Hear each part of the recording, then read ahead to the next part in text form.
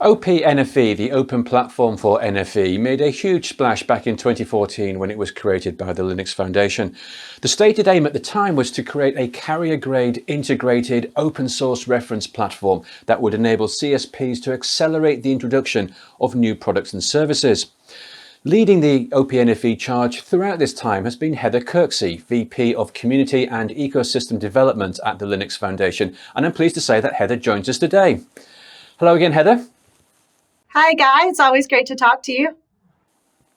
Likewise. Well, so much has happened since we first spoke to you, which I think, going through our archive, was back in about May 2015. Looking back, how do you think you've performed? How has the OPNFV succeeded? If you were to rate your progress, what would you give yourself? I think that the great number of testing tools that we've come up has been really extraordinary. I think that we realized that for operators, being able to do compliance testing, interop testing, functional testing, performance testing is really crucial. And as an open source project, we've really gravitated to doing a lot more of that, which makes us a little unusual in the open source world. But we are now really seeing service providers beginning to take note and pick up on that. And, we've definitely gone through a lot of evolution in terms of, what is needed, what's expected from reference implementations or reference platforms, what's needed from testing. And I think that we're well positioned to continue to help NFV happen for the industry. Well, let's look at where we are today. You recently announced the availability of OPNFV Iruya. Am I pronouncing this correctly? Yes, you are. Which is the platform's 9th release. It shows how prolific you've been with these reference platforms. What are its strengths and how will this release help CSPs? Yeah. So the really big thing that occurred in this release was, I think we've talked in the past about the initiative called CNTT, which got kicked off about 18 months ago. It was made up and led by a number of service providers sort of coming with their current operational challenges around deployment and interoperability. And they started writing a lot of requirements and specification documents, and they had a lot of activities around there, sort of recognizing that OPNFV would be sort of helpful to execute those. So in the Iruya release, we did a lot of internal reorganization, and we added a lot of test cases and really sort of got ourselves up to speed with the early releases of the CNTT documentation. So a lot of the Iruya release was really sort of getting ourselves aligned with the requirements coming in from operators there with respect to enhanced testing, feeding into our compliance and verification program, and really kind of looking at the performance testing tools we could have for future use for CNTT activities.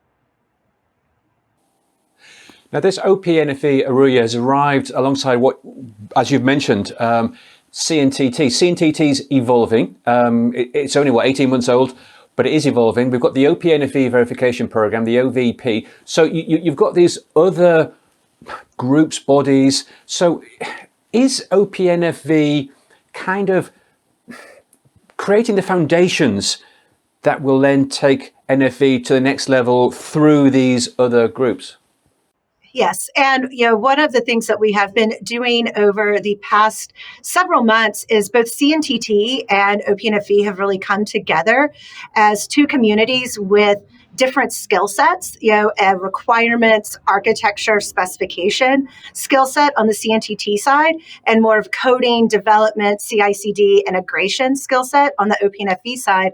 And what we've done is really realize that we need to be more tightly coupled and tightly integrated as both skill sets leading to better outcomes and as communities. So that's been a focus of both those groups for the past several months. And I'll say, stay tuned here. We're probably looking to make that partnership even more formal and more integrated over the next several months. And then, then feeding that in both from the requirements and the test tooling perspective into our badging program. so that the service providers can have sort of one badge from the groups in the Linux Foundation really focusing on testing and interop, that they can then feel promises to help them with their deployments and help their multi-vendor deployments actually take flight and bring them market value. Well, we'll certainly stay tuned for that news. But we like to look ahead. We like to know where the industry is moving. It's roadmap time. We all love a product roadmap. So what can you tell us now that lies ahead for OPNFV? Yeah, I mean, I really think a growing focus on cloud native.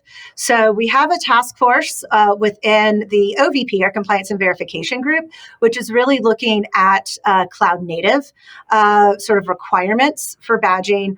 Within CNTT, we have an entire work stream devoted to Kubernetes and cloud native requirements and specifications, and then that has already started spawning off some projects within OPNFV to support the requirements for cloud native as the telecom operators are viewing them as we speak. So I really think cloud native is going to become more and more and more. We've been talking about cloud native for quite some time in the OPNFV context. And I think the main difference now is the operators are really beginning to look at what those deployment options are. They are beginning to do some field trials. They're beginning to seek out vendor partners and open source partners there.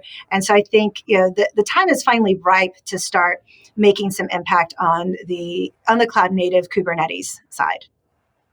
When the industry looked at NFV and started to put the building blocks in place, was cloud native, maybe not cloud native, but was cloudification always at the center? Was this a kind of, this isn't something new, it's not something that you evolve into, it's always been part of NFV? Oh, definitely. I mean, when we started NFV, if you go back and remember that many years ago, the idea was that there were cloud technologies that we wanted to make use of, like VMs, like OpenStack, AWS, et cetera. And really what's just evolved is the technology that we're using and our understanding of how to use that technology, that you don't dump monolithic applications in a VM, that you do want to be more dynamic in your resources. And so that's always been key to how we do that. And really, it's just evolving to take advantage of technologies like Kubernetes, like containers, like service meshes. And so it remains at the heart. It's really more of an evolution, but it's an evolution also of our understanding about how to approach cloud and how to really cloudify sort of both our applications and our infrastructure resources.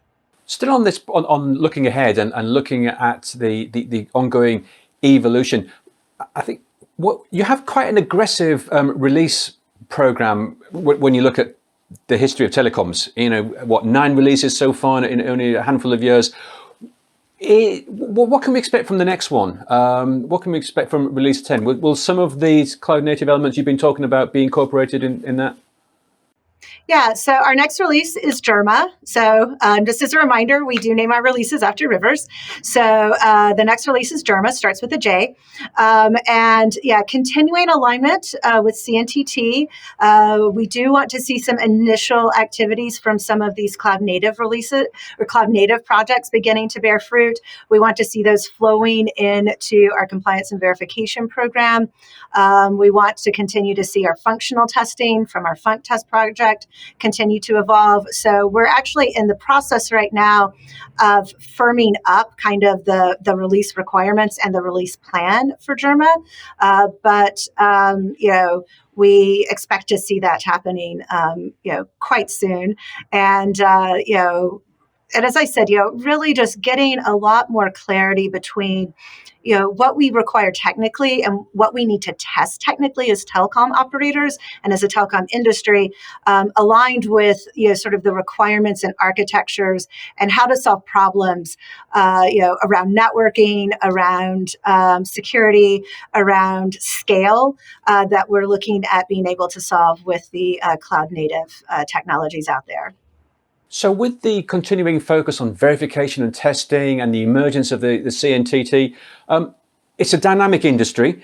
It's a serious question. I don't want this to appear flippant in any way, but is there still a role for OPNFV as a distinct community, or has it completed its mission and is now seeing its activities move and adapted and extended into other groups and bodies?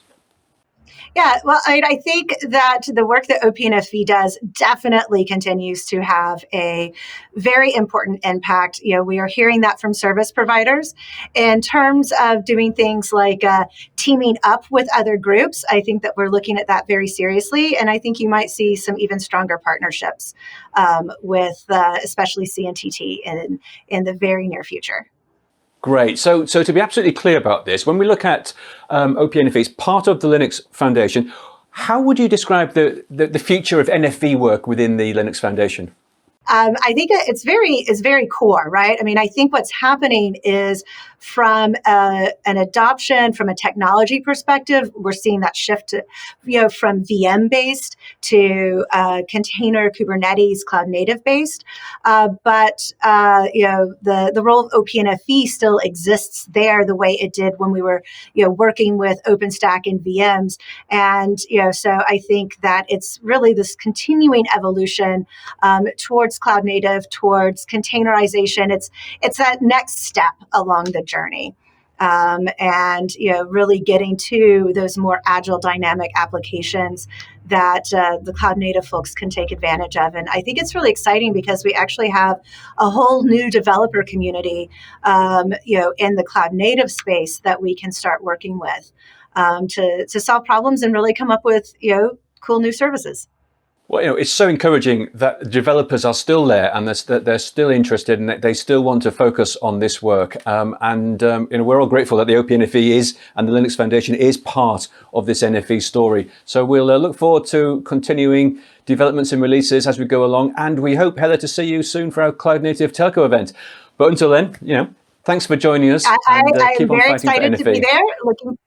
Looking forward to that. And, I just want to sort of end with, I am about as excited as I have been since the beginning of OPNFV in terms of where we can go and the impact we can make and the sort of, ability for the telecom industry to adopt technologies and processes like CI/CD that are really new to them, but that I really, given that the world is a little bit of a difficult place these days, I'm actually seeing this right now as a bright spot, and I'm excited and quite bullish. Excellent. Always good to hear. Heather, thanks very much for joining us again on Telecom TV. All right. Thanks, Guy.